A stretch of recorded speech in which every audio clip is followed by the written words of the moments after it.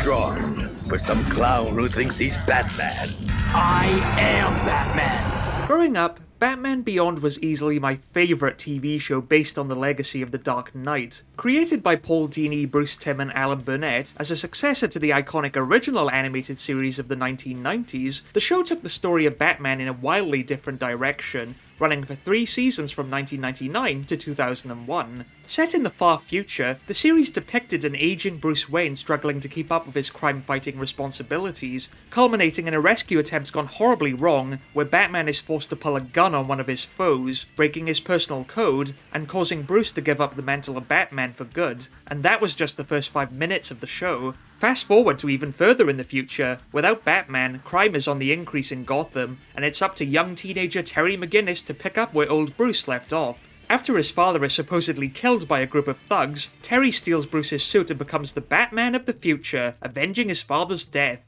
Impressed by his performance, Bruce gives Terry the chance to fight crime full-time, and a whole new Batman was born. Despite the show being aimed at younger viewers early on in development, even being aired on the family-friendly Kids WB block in the US, this show quickly became the darkest work of the wider DC animated universe. Both elderly Bruce and Terry had their own personal demons to grapple with, and many of the villains had understandable motivations for their actions. The show dealt with a variety of mature themes, such as death, unhealthy relationships, and even drugs. Nothing seemed off limits. It was brooding, violent, and not every episode was wrapped up in a neat little bow at the end. Sometimes it even left you to ponder the right outcome for yourself. It felt like a show that treated its audience with intelligence, instead of just being another gimmicky Batman spin-off, which begs the ultimate question: why on earth did I like this when I was 4?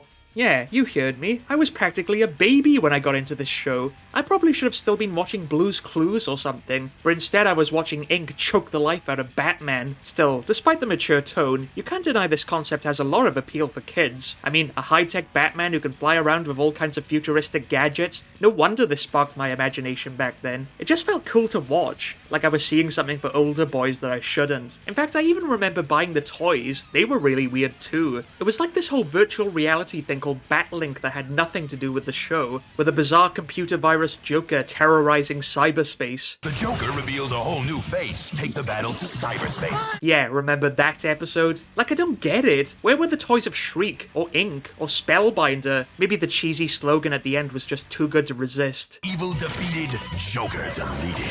Getting back to the show, it has kind of an interesting UK history. First of all, it wasn't even called Batman Beyond over here. It was actually called Batman of the Future, a localized version of the title used mainly in Europe. Weird, right? I never even got used to calling it Batman Beyond until well into the 2010s. Batman of the Future just slipped right off the tongue somehow. Now, with there being no Kids WB over here, the show originally aired in 2000 on the first ever UK incarnation of the Toonami block on Cartoon Network, followed by repeat airings on the long-forgotten spin-off channel CNX in the early 2000s, then the actual Toonami channel that replaced it, before eventually ending up on the obscure kids channel Kix in the 2010s, basically a Toonami for kids of that era, which is the last I ever saw of it on TV over here. Confused yet? Well, when it comes to VHS tapes, it only gets even more complicated. Before the show even aired on TV over here, they actually released the first couple episodes in 1999 on VHS, using the name Batman Beyond. Yes, the original name. This is before they started localizing the show for TV broadcast. Once the show actually began airing on TV, then they changed the title for the VHS tapes as well. In fact, on the back of other tapes, it's referred to as Batman Beyond the Movie, when it isn't actually a movie at all, and it was never called as such in the UK.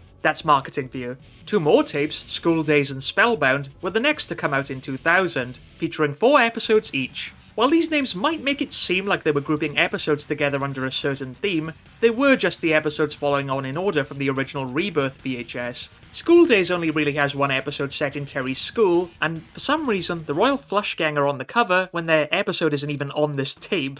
Instead, it's on Spellbound, which also has, well, Spellbound. Guess I can't accuse them of lying there. There was also a very rare VHS released around the same time called Disappearing Ink. This was given away only as a freebie if you bought the other 2 VHS tapes, and it just has 1 single episode on it. Nothing more, nothing less. So when you add all that up, they were basically trying to release the show in order over here. They were even keeping the cover art consistent and everything. In fact, according to a leaflet in one of the tapes, the movie Return of the Joker was supposed to have similar cover art as well, but it seems they changed their minds before it came out. Plus the age rating is wrong too for some reason. But then, then, after all that effort, they just stopped putting out tapes. Yeah, this was the last VHS of the show released in the UK, and there were no DVDs or anything. It's like they just gave up. Now how am I going to collect the rest of the series on video? So, just to recap, they started off with the original title, moved to the other title, then went back to the original title when they finally released the show on Blu-ray in the UK, which, to be fair, does contain the movie Return of the Joker on DVD as a nice bonus, even though the disc says Batman Beyond, but on the movie it still says Batman of the Future. What is going on? There's just no consistency to any of this.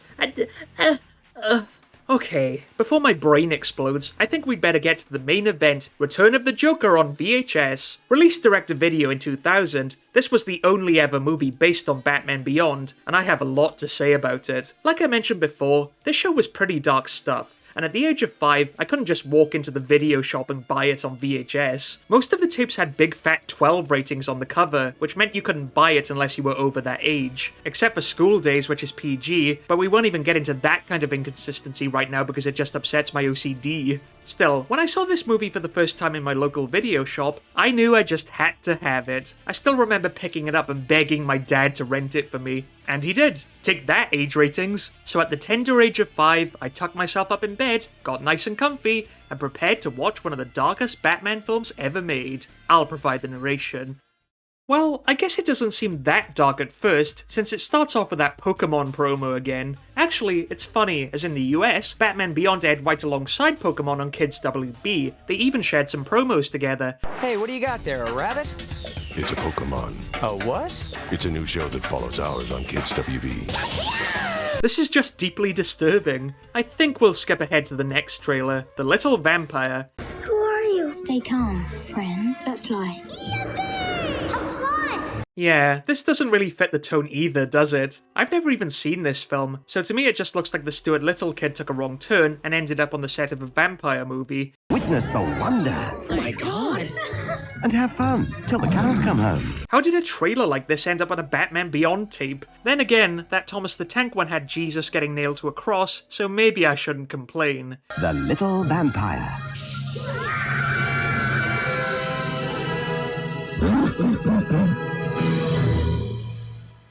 Next.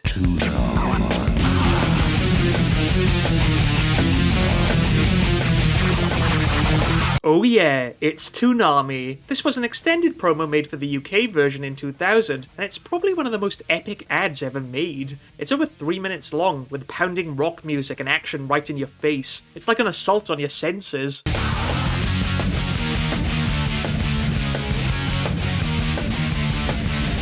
Who did this music? It's awesome. What a great way to get you hyped for a Batman movie. There's so much going on in these shows you can barely process it, but somehow the ad still has time for a slow, reflective moment in the middle.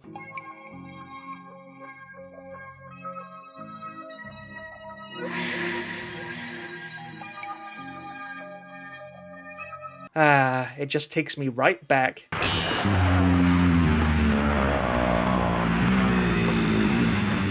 Don't ask me what that's about, though.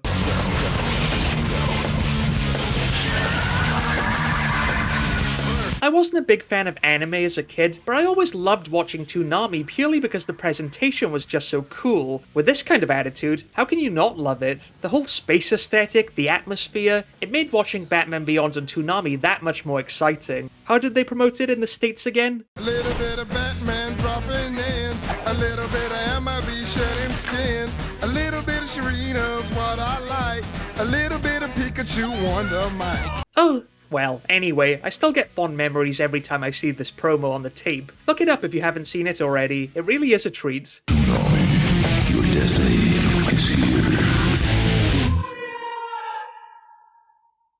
Just before the movie, we get another one of those snazzy age rating warnings, except this time, the voiceover is different. This film has been classified as 12. That means this film is unsuitable for anyone younger than 12. Yeah, it's a man. I remember finding that so bizarre the first time I watched this. A film with a 12 certificate may contain stronger moments of violence or references to sexual experience. This was the first 12 tape I ever watched, and I was so used to that friendly female voice from the other warnings that this suddenly felt really grown up to me, like I discovered a big secret before I was supposed to. What a boy I was. Video certificates are there to give you the chance to make the right choice. Thanks for listening. Time for the movie, and I like how it starts off with this innocent Bugs Bunny logo. I'm sure this film will be nothing but joy. So we begin in the futuristic Gotham City, where a gang of bizarre criminals are breaking into a shipping warehouse. He should have said heel. These are the Jokers, a criminal gang first established in the beginning of the show. I'm sure you can guess who they were inspired by. My money's on the Penguin. Slag it. Talk about the class clowns. There's Bonk, who probably got bonked on the head as a kid. Ghoul, who sounds like Christopher Walken. Security's gonna be tight. Cool. Chucko, who looks like a serial killer waiting to happen. The Dee-Dees, a pair of twins who seem to love getting their hands on high-tech machinery. Get out of my laboratory! Must be descendants. And finally there's Woof, a half-human, half-hyena hybrid known as a splicer. This is actually a reference to a Season 2 episode in which teenagers were itching to turn themselves into animal mutants. Splicing is like establishing myself as an individual, you know? Just like all my friends. Yeah, right, you tell him that. I hate ripping this heavy junk. Give me cash cars any day. The gang tried to make off with a giant, salt shaker, but Batman arrives on the scene to put them in their place. It's school night, boys and girls. I'm gonna have to call your folks. Batman Beyond was always notable for its great action sequences, and this is no exception. Much of the animation for the film was produced by TMS, a Japanese studio with long-standing ties to the DC animated universe, and it definitely shows on screen. Yeah, Bonk, don't. The gang make their escape through the city, but Batman chases them down, and uses one of his greatest gadgets to stop Bonk from beating the snot out of him. What did you say? Flagpole. Flagpoles. Always have one handy, kids. But Chucko manages to snag a small piece of machinery before everything goes kaboom. It's a Batman cartoon. It wouldn't be complete without multiple explosions. That ain't coming out of my allowance.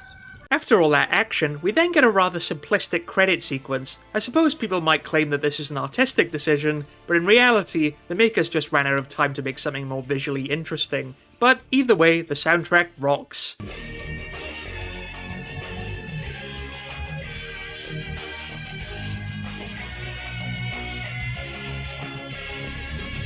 Back to the Batcave, where we get our first glimpse of old Bruce Wayne, voiced of course by the late great Kevin Conroy. Still got it. Despite this being a futuristic Batman show, the series never lost sense of its early roots, and it's great how Bruce Wayne remained a key character in the series, acting as a mentor to guide Terry through the perils of being Batman, while still having his own storyline at times. It was the perfect link to blend the old with the new. Speaking of continuity, Bruce Wayne has recently regained control of his company, much to the dismay of his slimy operations manager Jordan Price, voiced by Mark Hamill.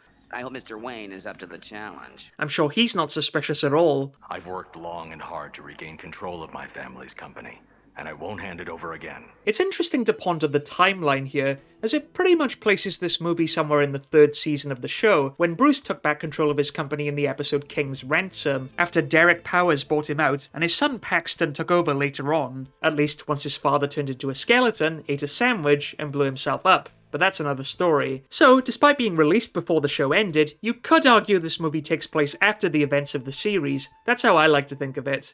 With all the long hours you're planning on putting in at the office, does this mean you'll have less time for... Who sleeps anymore? After a hard day as Batman, Terry gets ready to go out, but instead he ends up conking out, right in front of his long-suffering girlfriend, Dana. Up and at him, Terry. You can doze on Bruce Wayne's time, not mine. The show often tried to explore the toll that being Batman took on Terry's personal life, but sadly Dana was never the most fully realized character in the show. She just didn't have much to do, really. Terry, my head's on fire. You look good. Actually, if there's one thing I find strange about this movie, it's the complete absence of Max. She was a major character introduced in the second season of the show, who discovered that Terry was Batman and helped him out in a ton of episodes. Compared to Dana, she was a lot more three-dimensional, so it's a shame they couldn't find some kind of role for her in the film. Instead, we get a dance scene between Terry and Dana with some shway club music, yo!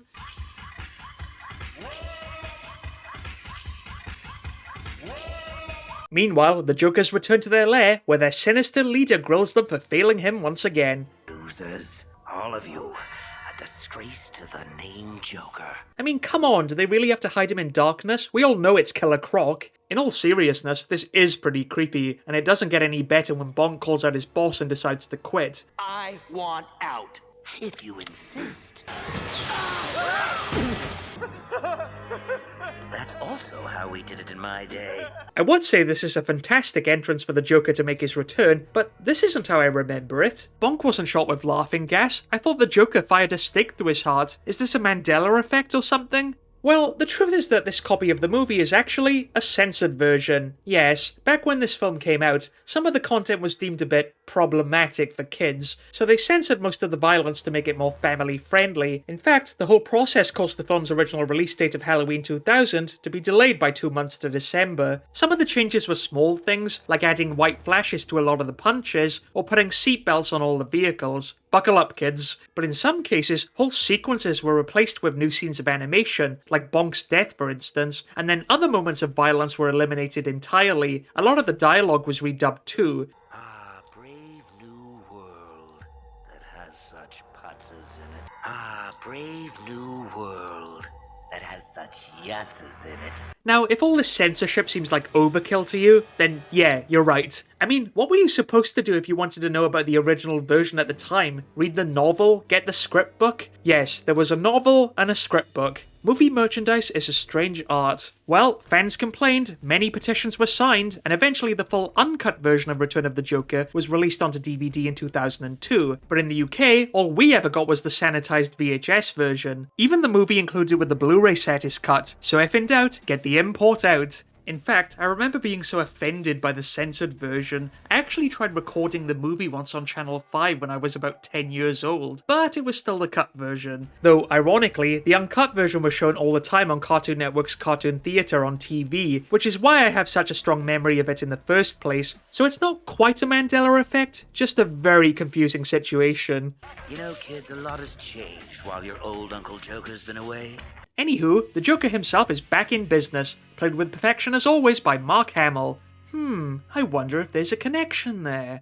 New Gotham, new rules, even a new Batman. Seriously though, I like his new streamlined look here with a black jumpsuit. Apparently his hair was inspired by Hannibal Lecter, so I'll just leave you to wonder about that fun fact. It's also great to see an old villain return, as it was a relatively rare occurrence in Batman Beyond itself. For instance, Mr. Freeze only made a one-off appearance in the episode Meltdown, while Bane only showed up as a mindless husk ravaged by years of drug abuse. It was a very light-hearted story. Even the Joker himself was only barely alluded to, with a glimpse of his dead body seen in the episode Joyride. It's like they were teasing us this whole time. And I'm ready to give this old town a wedgie again. The Joker is ready to exact his revenge against his old enemy, and decides to crash Bruce's company party by stealing his tech and making a grand entrance. Hello, Gotham. Joker's back in town. Can't be. Just the look in their eyes says everything about the history between them. Your old eyes do not deceive you, Brucey. After all, who know me better than you? Batman tries to stop him, but the Joker isn't impressed with his new outfit, and he makes his escape. Bruce isn't happy with Terry's failure, and can't hide his displeasure. I know what you're thinking. I messed up. This was always a source of tension between the two, where Terry could never quite live up to Bruce's high standards, and he often had to find a means to do things his own way. So, the Joker, huh? Any theories on that? Shut up and drive. Now shut up and drive. Terry tries to figure out the mystery behind the Joker's return by visiting Barbara Gordon, now the Commissioner in the future, but she refuses to talk. I know this fruitcake was one of the big bad guys from the Cape and Cowl days. The Joker, the real Joker, was unlike anyone you've ever faced, and for your sake, I hope you never do. If Bruce wants you to drop it, then drop it. And is it just me, or is it weird Barbara is voiced by that supermodel woman from Agent Cody Banks? Still, Terry has his own suspicions and confronts Bruce about what happened the last time he fought the Joker. You killed him, didn't you? He was gonna do something so terrible you had no other choice. Now that would be dark, but Bruce won't speak the truth, and things between them come to a boil. Terry, I want you to give back the Batman suit. What? It's hard not to feel for Terry here, as he opens up about his troubled past and how being Batman has changed him for the better. I was a pretty bad kid once. I'm trying to make up for past sins. It's what I want, Bruce. Stupid kid. You don't know what you want. None of you ever did. Oof, right in the heart. After Terry runs away to write in his diary, he tries to spend more time with Dana, only for the Jokers to attack once again, injuring her in the process. Let me go! Sure, cute. While Terry fends them off with a giant lava lamp, we get a seriously freaky scene where the Joker invades the Batcave and has Bruce at his mercy. Hello. Batman. There's just something disturbing about the Joker being inside the Batcave. It's like a bad nightmare. When Terry suspects something is wrong, he races to see Bruce, only to find that his trusty dog Ace has been injured. See, whenever the dog gets hurt in a movie, that's when you know it isn't messing around. This whole scene is eerie, and I like how the painted laughter all over the cave is a callback to the first episode, when the death of Terry's father was marked in the same way. It's like the Joker's taunting him. Fortunately, Bruce isn't dead, but the Joker has infected him with his deadly laughing toxin.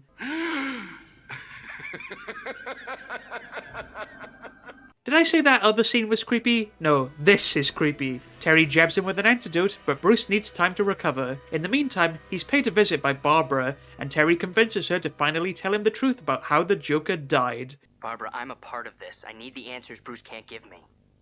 I deserve them. I thought talking about it would get easier over time, but some hurts never go away. So we flash back to the red skies of the original animated series. Well, the new Batman Adventures to be precise. Back when Robin, Tim Drake, was just a little kid looking to play hero, beating up the goons and rescuing a damsel in distress. How sweet. Not really, bird boy. I'm sure this is all going to end well. Now, Harley Quinn kidnapping a kid is pretty disturbing as it is, but what makes it worse is how long it goes on for. Batman and Batgirl have to search for weeks to find him again, and you have no idea what's happened to him. Arkham. Eventually, they search the abandoned ruins of Arkham Asylum, which is now maybe twice as creepy without all the lunatics living there, and 3 times as creepy once Harley starts singing like a ghost.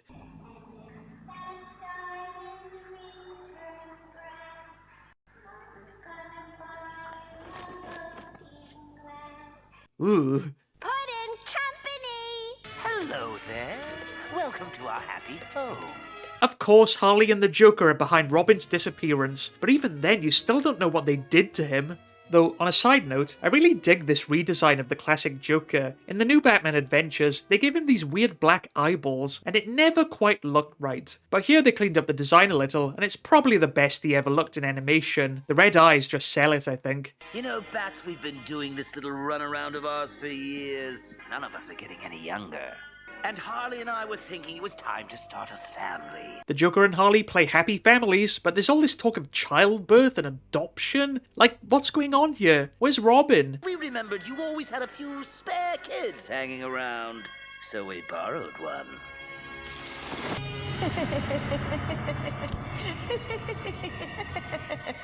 Oh, there's Robin. Yes, the Joker and Harley have tortured Robin into becoming an insane junior version of the Joker. They even gave him the little suit and everything. Now, this might be 7,000 shades of sick right here, but when I was a kid, I thought this was great. I mean, it had me on the edge of my seat. Psychologically destroying Robin is like the ultimate way for the Joker to hit Batman where it hurts. Batman loses it and hunts down the Joker, while Batgirl takes on Harley Quinn.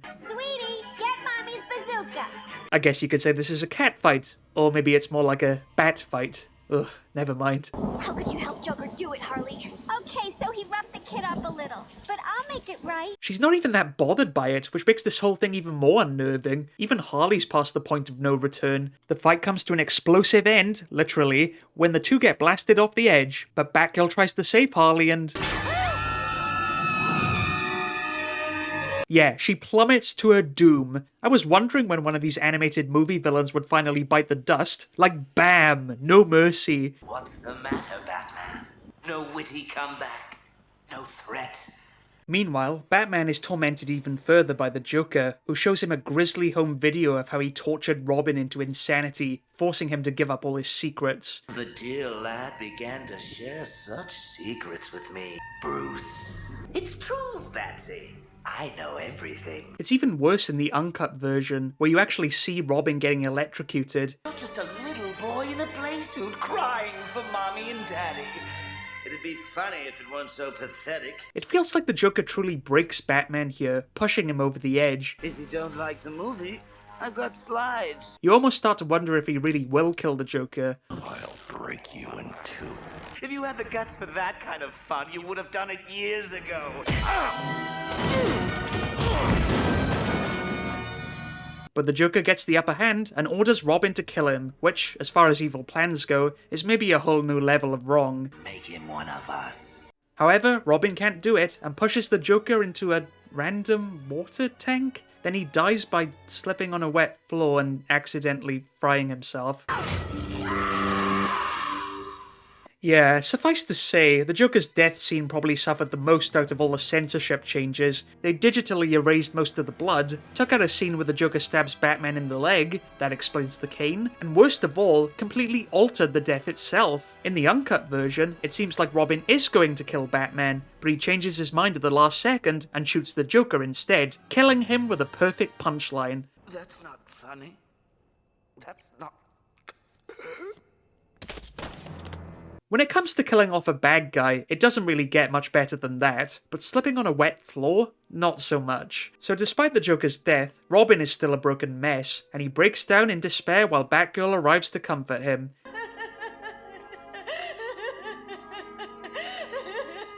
It's okay, Tim. It's a pretty heartbreaking scene, and I love how it ends on this shot of them both in Batman's shadow. It's one of those things where a picture is worth 1,000 words. Bruce forbade Tim to be Robin again. He blamed himself for what happened and swore he'd never endanger another young partner. Although Robin was eventually nursed back to health, Terry still suspects he has some connection to the Joker, so he pays a visit to the older Tim Drake in the present, who now works as a top-level communications expert, but still remains bitter about his past life as a superhero. Regrets, Mr. Drake? Capes, costumes, playing hero, it was kid stuff. In the end, I was so sick of it, I never wanted to see that stupid Robin suit again. Clearly, some wounds never heal. Were all of you that bitter when you left? Look up Nightwing someday, because he got stories. Terry also investigates that sleazebag Jordan Price on his company yacht, but it turns out he isn't the Joker after all. Instead, he's just been working with them to get rid of Bruce Wayne. I gave you the security code so you could ransack the lab. Those bunglers tried to ice Wayne.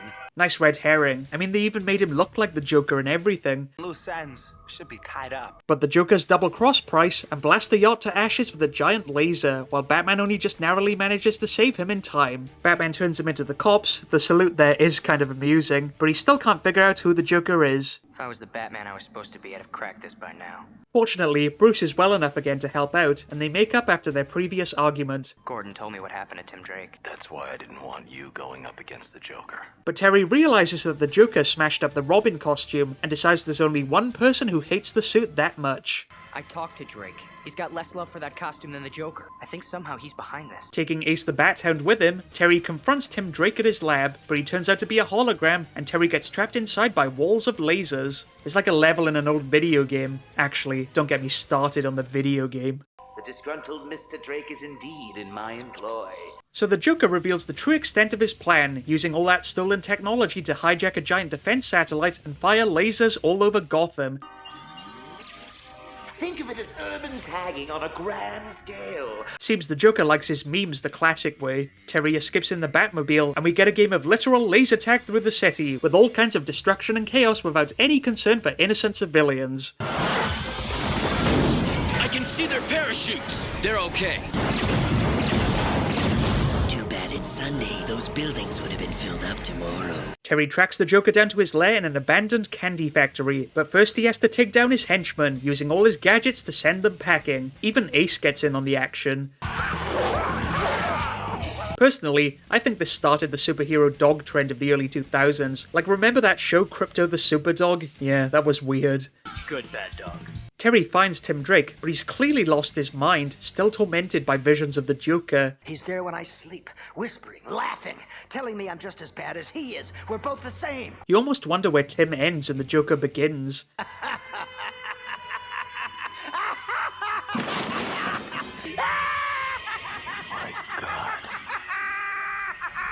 But in a freaky transformation, Tim finally turns into the Joker, taking over his body against his will. In the weeks young Robin was under my tutelage, I encoded my DNA on a microchip and set it into Bird Boy's bird brain. Now I know what I'm doing with a beauty spot on my elbow. Mr. J's on the rebound, baby! The Joker plans to wipe out Gotham, starting with everyone Terry cares about, but Terry still has an ace up his sleeve. Any last words? Sick 'em. The Mutt attacks the Joker, only to get blasted by a super happy joy buzzer, but it gives Terry enough time to fight back, and the buzzer disrupts the laser, sending it charging back towards the lair. Oh, good. The beam's headed here. See you around. I like how the Joker just gives up here and tries to walk off. It's like once the fun's over, there's no point. I'm taking you in. Right. But Batman isn't finished with him just yet, and it's time for the final fight. Let's dance, bozo. Except this isn't just your ordinary brawl. Instead, Terry uses his own street smarts and starts playing the Joker at his own mind games, mocking his personality and character flaws. The real reason you kept coming back was you never got a laugh out of the old man. I'm not hearing this. Not that you ever had a good joke. Shut up. Shut up! I know the whole flashback scene is a highlight, but I think this scene is very notable as well. It's rare to see the Joker so unhinged like this. The more Terry insults him, the more he wants to escape. It's like he can't stand hearing the truth about himself. Joy buzzers, squirting flowers, lame. Where's the A material? Make a face, drop your pants, something. Show yourself.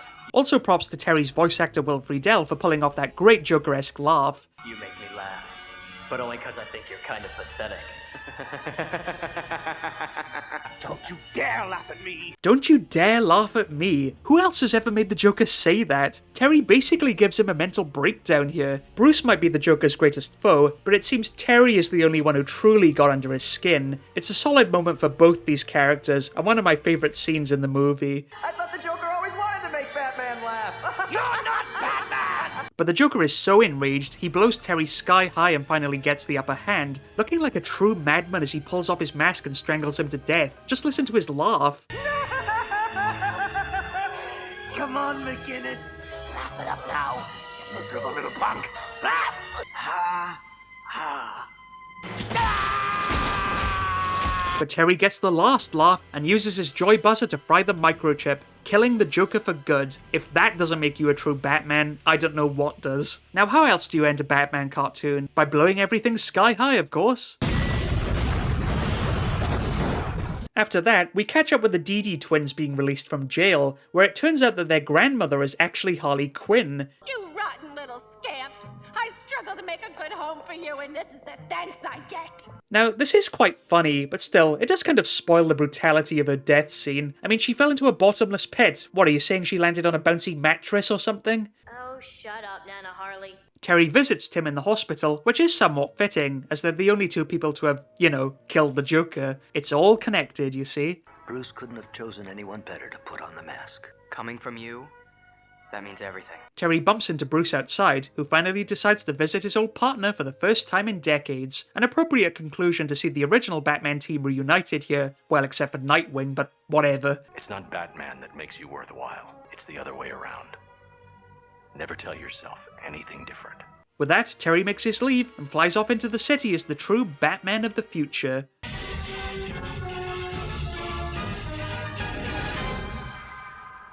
So that was Batman Beyond: Return of the Joker, and honestly, I love this movie. It just hits all the right notes, blending the history of the original animated series with the Batman Beyond world to make for a very satisfying adventure that serves fans of both shows. It answers many of the questions surrounding old Bruce's past with the Joker, while also providing a great triumph for Terry McGinnis that validates his new position as Batman. In fact, you could just consider this a de facto season finale for the series as a whole, as opposed to the actual season finale in Justice League Unlimited, which, well, I personally like to think of as a bad Spellbinder dream. Let's just leave it at that. On the whole, I'd say this movie is one of the defining entries in the DC animated universe. It's not even that long, but they absolutely made the most out of it. So if you're a long-time fan of Batman Beyond or just checking it out for the first time, never pass up the chance to watch this movie. It doesn't joke around. Thanks for watching this video, and look out for more reviews coming soon.